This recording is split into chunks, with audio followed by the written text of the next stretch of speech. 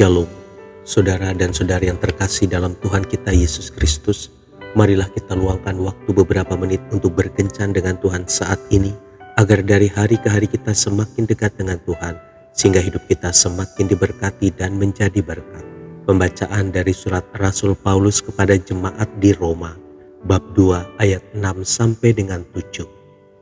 Ia akan membalas setiap orang menurut perbuatannya, yaitu hidup kekal kepada mereka yang dengan tekun berbuat baik, mencari kemuliaan, kehormatan, dan ketidakbinasaan. Demikianlah sabda Tuhan, syukur kepada Allah. Saudara dan saudari yang terkasih dalam Tuhan kita Yesus Kristus, Dorcas adalah orang biasa sama seperti kita.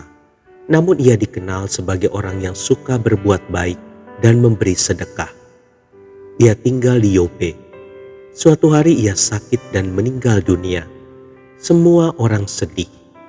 Namun ketika mereka mendengar bahwa Petrus ada di Lida yang dekat dengan Yope, maka dua orang diutus untuk pergi menjemput Petrus. Lalu Petrus berdoa dan membangkitkan Dorcas. Semua orang memuji Tuhan dan banyak orang yang percaya kepada Tuhan Yesus.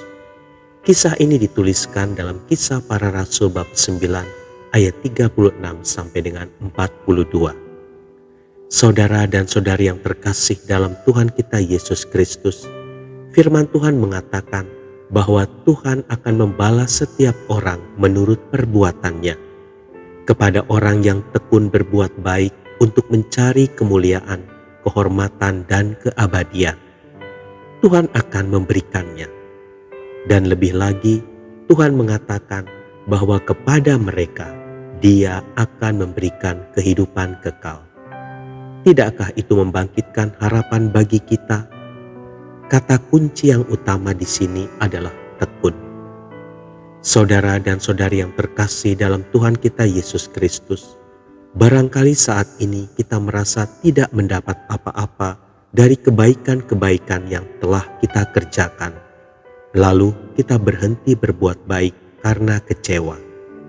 Namun firman Tuhan mengingatkan kita, janganlah kita berhenti, apalagi berputus asa untuk berbuat kebaikan. Tetap lakukanlah apa yang baik. Bertekunlah dan tetap percaya bahwa Tuhan akan membalas setiap perbuatan baik yang kita lakukan dengan ketulusan hati. Tuhan Yesus memberkati. Marilah kita berdoa.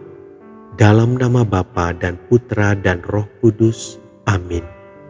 Tuhan Yesus, berilah aku kekuatan hati dan keyakinan untuk bertekun dalam berbuat baik demi kemuliaan, kehormatan, dan keabadian yang Engkau janjikan. Amin. Dalam nama Bapa dan Putra dan Roh Kudus. Amin.